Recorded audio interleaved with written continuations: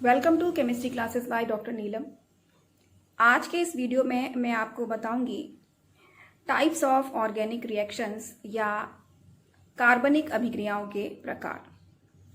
तो organic reactions या रासायनिक अभिक्रियाएं 4 टाइप्स की होती हैं। नंबर 1 सब्स्टिट्यूशन रिएक्शंस या प्रतिस्थापी अभिक्रिया। नंबर 2 एडिशन रिएक्शंस या योगात्मक अभिक्रिया। और नंबर 3 एलिमिनेशन रिएक्शंस या विलोपन या निराकरण अभिक्रिया। नंबर 4 रीअरेंजमेंट रिएक्शंस या पुनर्विन्यास अभिक्रिया। तो सबसे पहले हम बात करते हैं सब्स्टिट्यूशन रिएक्शंस की। तो जो सब्स्टिट्यूशन रिएक्शंस होती हैं वो रिएक्शंस हमेशा सैचुरेटेड ऑर्गेनिक कंपाउंड्स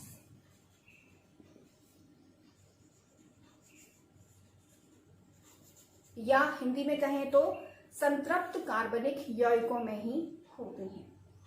और इन रिएक्शंस में क्या होगा, ऑर्गेनिक कंपाउंड का कोई एटम या ग्रुप किसी अन्य एटम या ग्रुप के द्वारा रिप्लेस हो जाता है। जैसे हम एग्जाम्पल लेते हैं, हमने यहां एग्जाम्पल लिया मीथेन। मीथेन को CH4 फॉर्मूला होता है, लेकिन हम इसको इस तरह लिख सकते हैं समझने के लिए। कार्बन है, कार्बन से बॉन्डेड है 4H और प्लस Cl2। क्लोरीन से इसकी रिएक्शन हमने कराई। ये रिएक्शन होती है सनलाइट की प्रेजेंस में, सूर्य के प्रकाश की उपस्थिति में। तो क्या होगा कि इस मीथेन का कोई भी H, मान लिया ये वाला H, एक Cl एटम से प्रतिस्थापित हो जाएगा या रिप्लेस हो जाएगा। तो H हटेगा और उसकी जगह पर Cl आ जाएगा। तो यहां क्या बनेगा, जो भी रेस्ट पार्ट है यानी बचा हुआ भाग जैसा है वो वैसा ही रहेगा।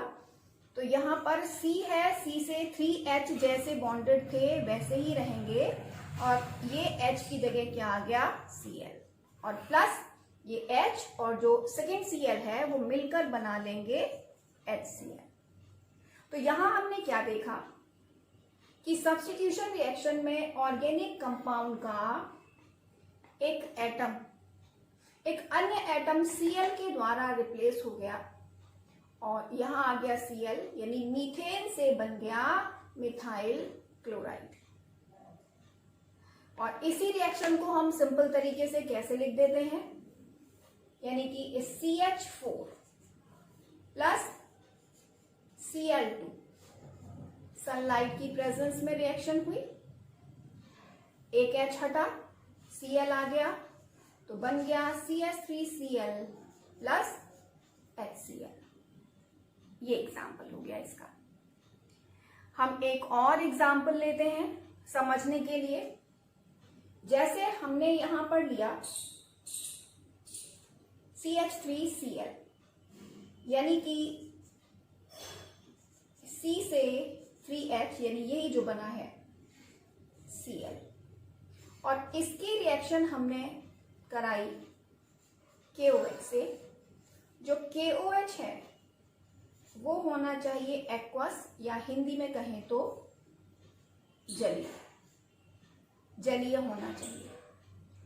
तो क्या होगा कि इस ऑर्गेनिक कंपाउंड का ये जो Cl एटम है इसके OH ग्रुप के द्वारा रिप्लेस हो जाएगा, यानी Cl हटेगा और उसकी जगह पर OH आ जाएगा। तो क्या बना, जो ये पार्ट है जो जैसा है वैसा ही रहेगा, यानी कि इससे 3H बॉन्डेड थे तो 3H बॉन्डेड है और Cl की जगह पर आ गया OH, और प्लस जो Cl निकला है वो K के साथ मिलकर बना लेगा KCl। तो यहां भी क्या हुआ, ऑर्गेनिक कंपाउंड का एक एटम रिप्लेस हुआ OH ग्रुप के द्वारा, यानी Cl हटा, उसकी जगह पर OH आ गया, तो हम कहेंगे कि मिथाइल क्लोराइड से यहाँ बन गया मिथाइल एल्कोहल। तो ये दोनों एग्जाम्पल हैं किसके? सब्स्टिट्यूशन रिएक्शन या प्रतिस्थापी अभिक्रिया के। इस रिएक्शन को भी हम सिंपल तरीके से कैसे लिख सकते हैं, यानी कि ये हो जाएगा CH3Cl प्लस KOH। KOH कैसा है? एक्वस या जलीय। तो मिलकर बनाएंगे CH3OH, Cl की जगह पर OH आ गया और प्लस KCl। तो अब आपको ये सब्स्टिट्यूशन रिएक्शन क्लियर हो गई होगी, यानी कि ये एग्जाम्पल किनके थे? सब्स्टिट्यूशन रिएक्शंस के थे। तो अब ये दो एग्जाम्पल लेकर मैंने आपको सब्स्टिट्यूशन रिएक्शंस को क्लियर किया, जिसमें आपने देखा कि एक एटम या ग्रुप, ऑर्गेनिक कंपाउंड का एक एटम या ग्रुप किसी अन्य एटम या ग्रुप के द्वारा रिप्लेस हो रहा है। अब हम बात करते हैं एडिशन रिएक्शंस की, यानी योगात्मक अभिक्रियाओं की। तो जो एडिशन रिएक्शंस हैं ये होती हैं अनसैचुरेटेड ऑर्गेनिक कंपाउंड्स में।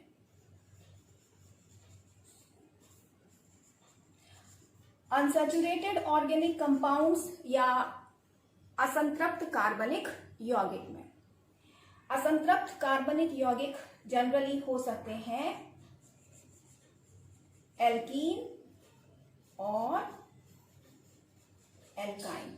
तो हम ये कह सकते हैं कि जो एडिशन रिएक्शंस हैं वो जनरली कौन देते हैं? एल्कीन और एल्काइन देते हैं। तो एडिशन रिएक्शंस में क्या होता है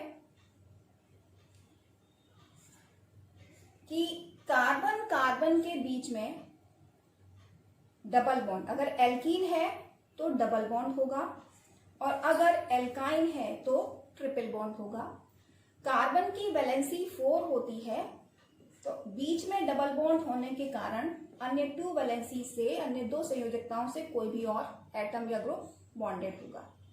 और इसमें भी 3 वैलेंसीज बीच में है, तो एक एक वैलेंसी से कोई और एटम या ग्रुप बॉन्डेड होगा। और जब ये किसी भी अन्य ग्रुप से एडिशन रिएक्शन करेगा तो उस कंडीशन में क्या होता है, यानी कि एडिशन रिएक्शंस में एक पाई बॉन्ड ब्रेक होता है और 2 सिग्मा बॉन्ड बनते हैं। कैसे? जब एक पाई बॉन्ड ब्रेक हो गया, सिंगल बॉन्ड रह गया, तो यहां पर कितने? 3 बॉन्ड्स हैं, यहां भी 3 बॉन्ड्स हैं। तो कार्बन की वैलेंसी होती है 4 वैलेंसी को कंप्लीट करने के लिए अब ये जो 2 कार्बन एटम हैं ये आपस में क्या करेंगे? बना लेंगे 2 सिग्मा बॉन्ड्स। 2 सिग्मा बॉन्ड्स बना लेंगे और हो जाएंगे सैचुरेटेड यानी सिंगल बॉन्डेड कंपाउंड्स। इसी तरह से अगर रिएक्शन एल्काइन में होती है तो पहले एक बॉन्ड टूटेगा, यानी कि बीच में डबल बॉन्ड होगा और एक एक बॉन्ड था पहले से, अब एक एक बॉन्ड और बन जाएगा और फिर ये डबल बॉन्ड जो है ये फिर बिल्कुल इसी तरह से ब्रेक होगा और बना लेगा सैचुरेटेड कंपाउंड्स। तो अब हम यहां पर एग्जाम्पल लेकर समझते हैं कि कैसे एडिशन रिएक्शन होती है। जैसे हमने यहां पर एग्जाम्पल लिया एथिलीन का। एथिलीन में 2 कार्बन एटम्स आपस में सिंगल बॉन्ड से बॉन्डेड होते हैं और इनसे बॉन्डेड होते हैं 2H। ये है एथिलीन। एथिलीन की रिएक्शन अगर हम कराएं हाइड्रोजन से तो ये रिएक्शन होती है निकेल की प्रेजेंस में 200 डिग्री सेंटीग्रेड पर। तो क्या होगा, जैसा कि मैंने अभी आपको यहाँ क्लियर किया था कि जो डबल बॉन्ड है वो ब्रेक हो जाएगा, बीच में रह जाएगा सिंगल बॉन्ड।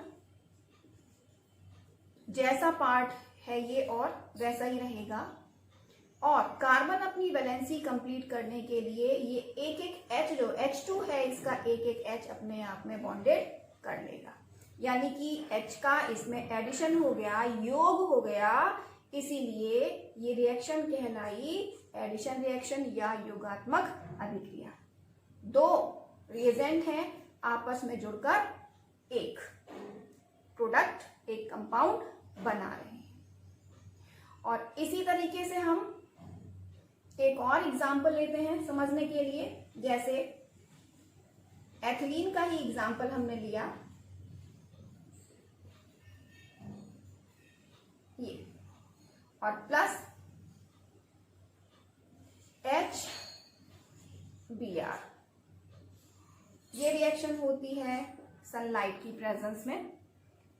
तो बिल्कुल इसी तरह से रिएक्शन होगी, यानी डबल बॉन्ड ब्रेक होगा सिंगल बॉन्ड में, H जैसे बॉन्डेड थे वैसे ही बॉन्डेड रहेंगे, और अब एक बॉन्ड से यानी कार्बन की वैलेंसी कंप्लीट करने के लिए एक बॉन्ड से ये H बॉन्डेड हो जाएगा और दूसरे से Br, तो इससे H जुड़ गया, इससे Br जुड़ गया।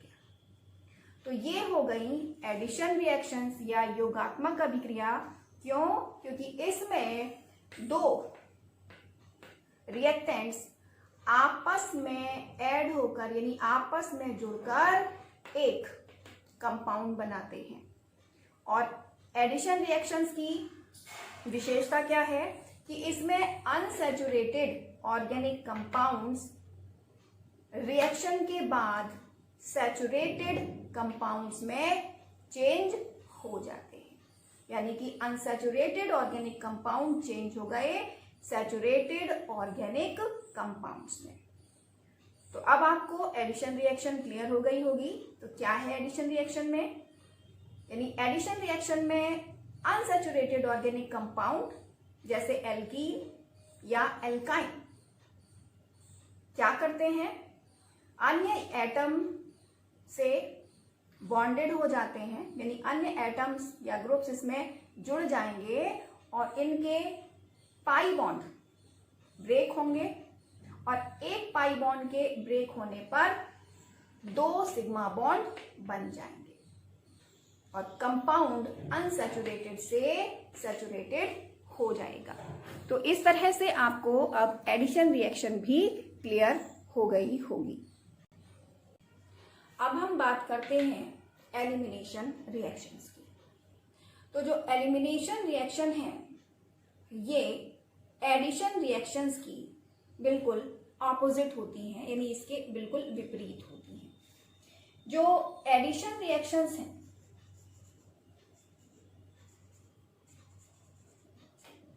ये रिएक्शंस, इनमें क्या हमने देखा था कि अनसैचुरेटेड यानी कि असंतृप्त ऑर्गेनिक कंपाउंड चेंज हो रहा था सैचुरेटेड में, जबकि एलिमिनेशन रिएक्शंस में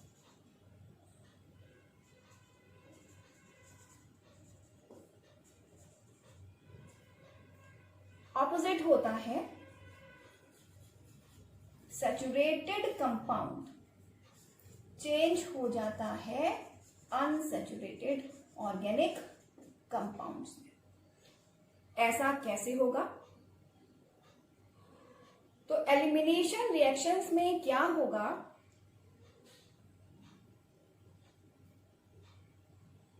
कि जो सैचुरेटेड कंपाउंड है उस कंपाउंड से कुछ एटम्स या ग्रुप्स रिमूव हो जाते हैं, और जब कुछ एटम्स या ग्रुप्स रिमूव हो जाएंगे तो जिन एटम्स या ग्रुप से वो एटम या ग्रुप जुड़े हुए थे वो अपनी वैलेंसी कंप्लीट करने के लिए क्या करेंगे, आपस में पाई बॉन्ड बना लेंगे।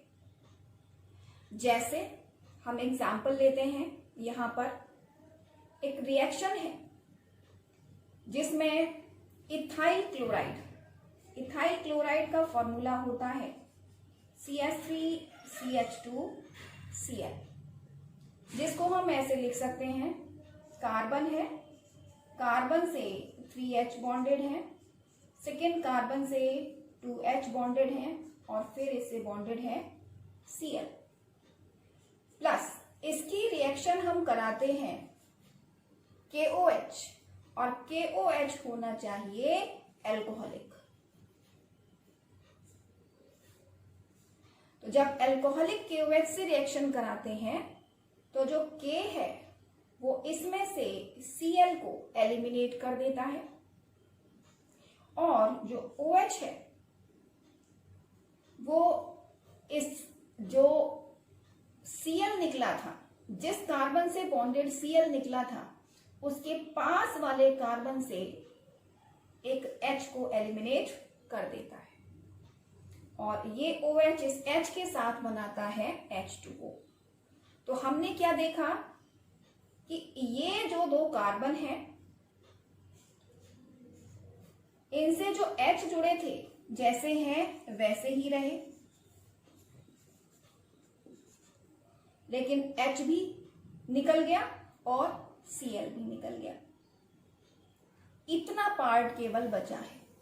तो कार्बन की वैलेंसी होती है 4, तो वैलेंसी 4 करने के लिए क्या होगा, 3 वैलेंसी यहाँ पर इसकी भी है, 3 वैलेंसी यहाँ इसकी भी है, तो वैलेंसी कंप्लीट करने के लिए अब ये दो कार्बन आपस में एक पाई बॉन्ड बना लेंगे, और साथ में अब क्या बनेंगे, ये K इस Cl के साथ बनाएगा KCl, और ये OH इस H के साथ में बनाता है H2O। तो इस तरह हमने क्या देखा कि एलिमिनेशन रिएक्शन में एक सैचुरेटेड ऑर्गेनिक कंपाउंड है जिससे एटम्स या ग्रुप्स एलिमिनेट हो जाते हैं, बाहर निकल जाते हैं, और जिन एटम से ये एटम या ग्रुप बॉन्डेड थे वो कार्बन एटम्स अपनी वैलेंसी कंप्लीट करने के लिए आपस में पाई बॉन्ड बना लेते हैं।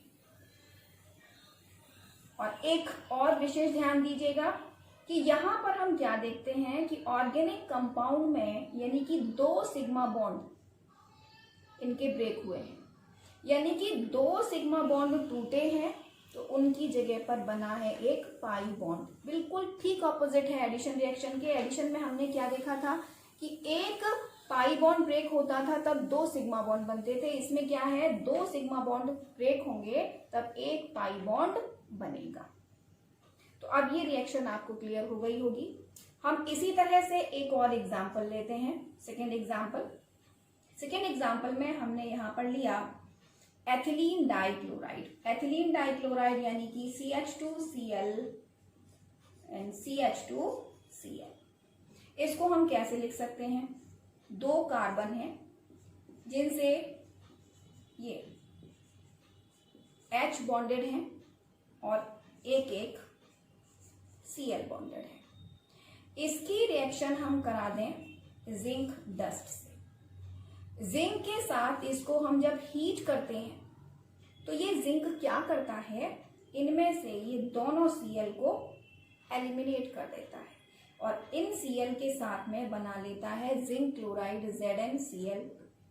जब ये दोनों Cl निकलेंगे तो इन कार्बन की वैलेंसी 3 रह जाएगी, 2 सिग्मा बॉन्ड ब्रेक हुए, तो वैलेंसी कंप्लीट करने के लिए इन दोनों कार्बन के बीच में आ जाएगा डबल बॉन्ड, यानी कि 2 सिग्मा बॉन्ड ब्रेक हुए तब यहाँ एक बीच में पाई बॉन्ड बना, यानी यहां पर बन गया, इतना पार्ट रह गया क्योंकि दोनों से Cl निकल चुके हैं, और वैलेंसी कंप्लीट करने के लिए ये बीच में लगा लेंगे यहाँ पर डबल बॉन्ड पाई बॉन्ड, और साथ में बन जाएगा ZnCl। तो ये हैं एलिमिनेशन के एग्जाम्पल, ऐसे एलिमिनेशन रिएक्शंस के। और अब आपको एलिमिनेशन रिएक्शन क्लियर हो गई होगी। अब हम बात करते हैं रीअरेंजमेंट रिएक्शंस की। जो रीअरेंजमेंट रिएक्शंस हैं इनमें क्या होगा, एक ही ऑर्गेनिक कंपाउंड है, उन्हीं के एटम्स के बीच के सारे बॉन्ड्स ब्रेक हो जाएंगे और वो एक नए तरीके से जुड़कर एक नया ऑर्गेनिक कंपाउंड बना लेते हैं। यानी कि एक ऑर्गेनिक कंपाउंड के सभी एटम्स एक नए प्रकार से जुड़कर एक नया ऑर्गेनिक कंपाउंड बना लेते हैं। जैसे अब हम एग्जाम्पल लें यहां पर तो समझिएगा। हमने एग्जाम्पल लिया अमोनियम साइनेट NH4CnO। अमोनियम ग्रुप है, साइनेट ग्रुप है। जब इसको हमने हीट किया तो हीट करने पर ये सब एटम्स के बीच के बॉन्ड्स टूट गए और एक नए तरीके से इन्होंने जुड़कर बनाया NH2CO NH2। यानी देखिए इसमें कुछ ना जुड़ा है ना कुछ निकला है। नाइट्रोजन कितने हैं, 2 हैं, तो इसमें भी नाइट्रोजन 2 है। कार्बन 1 है तो कार्बन इसमें 1 है, ऑक्सीजन 1 है तो ऑक्सीजन 1 है, और 4H है तो यहाँ 2 और 2 4H है।